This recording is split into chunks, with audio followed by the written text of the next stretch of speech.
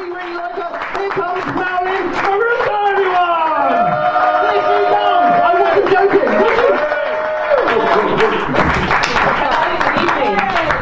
Hello. I'd like to start with an observation. I don't know if you've seen this sign that you often see like the urban youth doing in photographs and hip hop and rhyme videos, you know, heavy, heavy. I don't even remember when back in the day this was the sign that you used to see them doing everywhere. Do you remember this sign? So I got to thinking, how did it go from this to this? And I can only imagine that one day a group of youth were having a conversation and one of them was like, "We've been doing this sign for time, blood, we got to do something different, you get me?" And another person in the group had a brainwave, was like, yeah, you know what? Flip that shit back to front and take it to the side, blood. And the final member of the group, seeing this new sign, got really excited. It was like, oh my days, that looks so good, that looks heavy. And the word spread, and this became a new sign.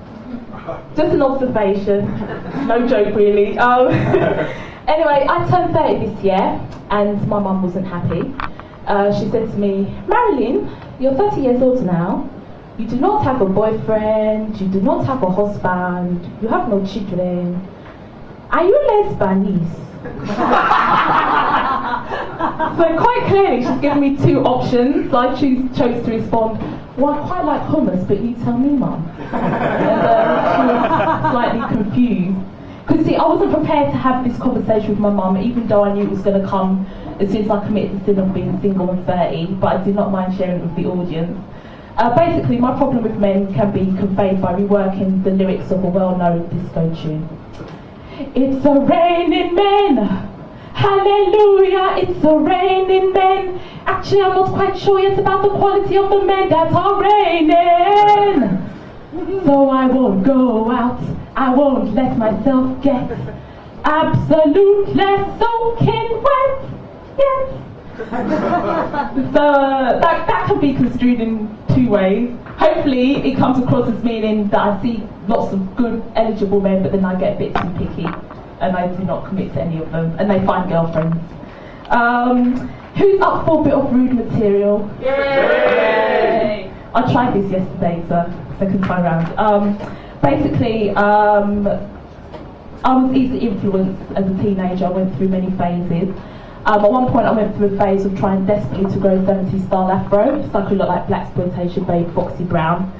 It didn't happen at the time, but a few years later I was in an accident which put me in a coma for a few months. Thing is, when you're sleeping in a coma, your brain sends out extra charges to stem cells that stimulate hair growth.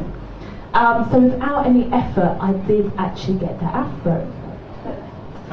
Unfortunately, it wasn't where I wanted it to be. And the thing is, for a long time it was about as snug as a bug in an IKEA rug down there.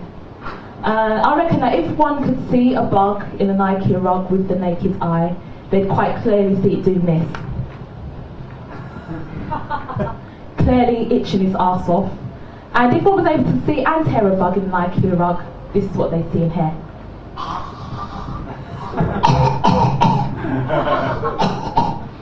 The poor quality IKEA carpet having detached itself and mixed in with the dust mites it was trying to eat, causing it to choke. Always making the kind of face that my ex-boyfriend used to make when we were making love. His face was more like this.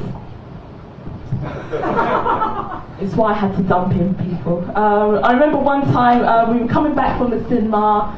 I decided to make my man happy. This is a very rude bit. He was like, "Babes, look at me when you do that." So quite reluctantly I looked up. There he was. And he must have stopped and he looked at me because he was like, "Babes, now you're scowling, what's wrong?" I had to think fast. I was like,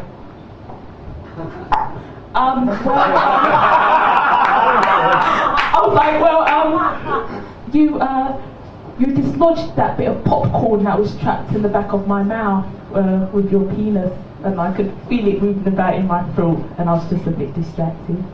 That's the really rude bit. I don't know if you noticed a few weeks ago. Oh, actually, I'll go straight to my end line because Craig has just stood up. Some fellow comedians said to me recently that I do not do enough topical material, and I thought, okay, I'll do something around the World Cup. I thought I like accents, and basically, I just thought, I wonder what Wayne Rooney said to his wife, you know, a few weeks before the World Cup, and I reckon that he probably said something like, this is why I'm trying my Liverpoolian accent, which is a bit shit. Hey, Colleen, sausage or the usual curry and chips, Dave, for brown rice and vegetables. I'm in training for the World Cup. And that's it, really. It's a great audience, thank you.